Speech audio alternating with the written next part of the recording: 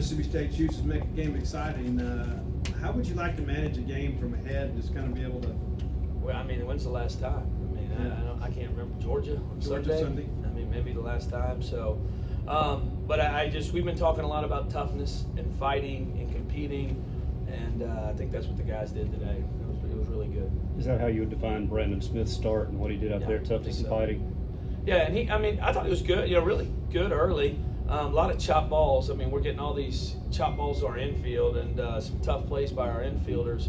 But I thought Brandon was really good. I mean, he had a start on a Tuesday. He came in last Saturday, and then he's short today.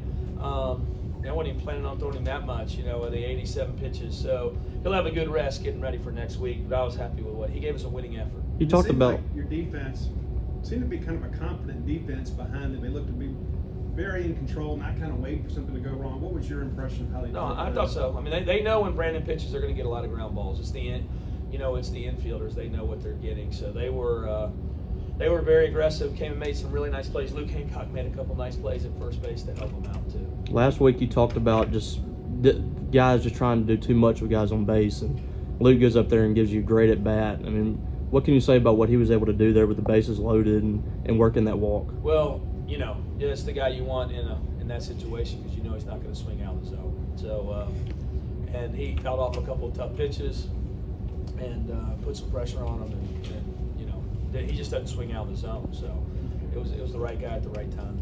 Luke made that transition from catcher DH to a first baseman last season. How much of an improvement have you seen from him defensively over at first base? He's been good, mainly on the throws. That's where he's gotten a lot better. If you watch him making the picks and knowing how to use the bag, it just takes time, and you're seeing that with him right now. You were talking the other day after you guys had that ball hit off the base that kind of went against you. You were saying eventually get some bounce. It seemed like you got a couple there in the ninth. I mean, how nice was it to have some things go your way and then also see you guys take advantage of it? I guess I felt like they had a couple bounces tonight too. Balls that just land, and you have to credit them because that's a gritty offense, man. They're not letting you strike them out. They're putting balls in play. The guy makes an error tonight in the ninth, which was huge. I mean, I thought Kellum's at bat just getting on base was huge to get some momentum in the ninth in our place, and then the pressure starts to build, and you see it all in every phase, So it was nice to see. Auger came out in the seventh. What did Fox hear from him? We don't know a lot yet. It just didn't feel right, so we're not going to take a chance with him, and we took him out at that point. You've had to deal with some of that adversity this year. I mean, it's like, how do you kind of maintain some equilibrium and say, what, guys, we're just going to push through this? It's just a message that we have to fight. It's not going to be easy for us. Not now. We've lost, a handful of guys, and next man up, and we just, we got to keep playing. Nobody feels sorry for Mississippi State. I mean, we won a lot of games over the last couple of years, so everybody's, ready to play us, and we just have to fight and compete as a group, and that's all we can do. You guys did get some runs in the seventh there, but it looked like for a while the guys were kind of swinging for the fences. Were you concerned about that, or are you hoping to see them kind of keep it? No, we saw their best tonight. I mean, their guy I think he struck out 11 last week. I mean, it's a really good breaking ball when he got going. And the other two guys, that's the best side of their bullpen. And they had to throw a lot of pitches tonight, and I thought our guys competed pretty well. I mean, it's good stuff. You mentioned a lot of the ground balls today. What you thought of? I know he had an error, but the other plays that Slate made to kind of get comfortable over there at third. Yeah, I thought he made some nice plays, and I thought he made some really nice plays on Tuesday night. So he's a good defender over there. I mean, the one play was a tough bang play, and they had some good runners on base. So I think he peaked the second, and then he realized that was their center fielder, I think, who was going there. So, but I don't know if we make the play, even if he catches it and runs through it, it's going to be a bang at first. Just a tough play, but he's playing well.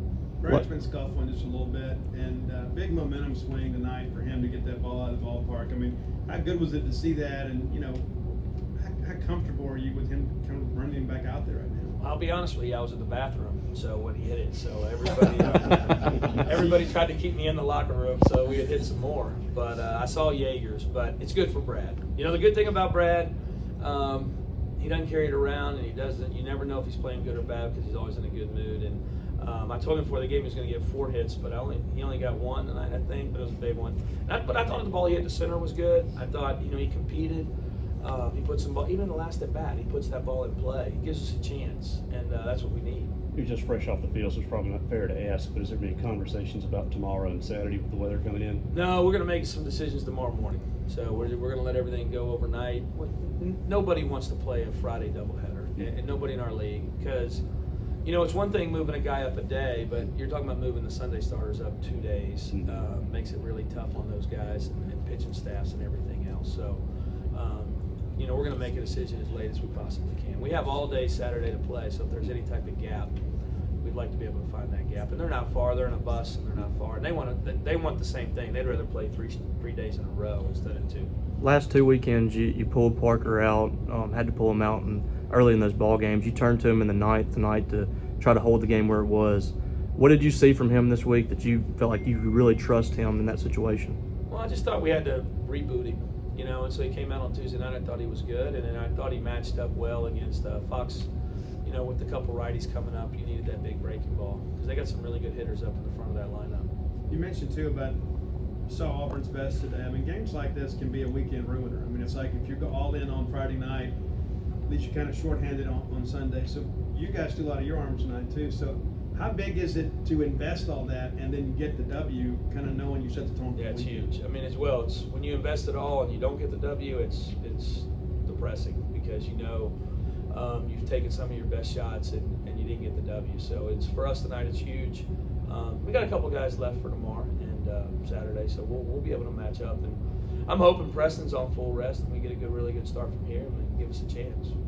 Hunter had a couple RBIs today, but then he had that strikeout late. You know, he was pretty frustrated of it afterwards. I mean, is that just kind of, you know, freshmen going through the emotions that kind of come with the game, and do you have to say anything to him? He's after always that? like, he don't think anybody can get him out. That's the thing. So that's part of the problem is he just gets so amped up about everything because he had a really barely misses the ball in the first for the sac fly, gets the big 2-out hit, hits a ball on some nights is out of here, you know, and so he has, you know, just that's when he's probably the best is he's always a little pissed off in the dugout because he does it. He's so confident. He thinks he can get a hit every bat. So it's a good thing. Kind of under the radar, but how big was that play by Logan Tanner in the back to get that foul pop near the net? Yeah, I thought it was huge, and the throw, throwing the guy out, you know, it was at the 8th. We threw the guy out second, so we had 2 big innings there to really help us get off the field. Have a good night.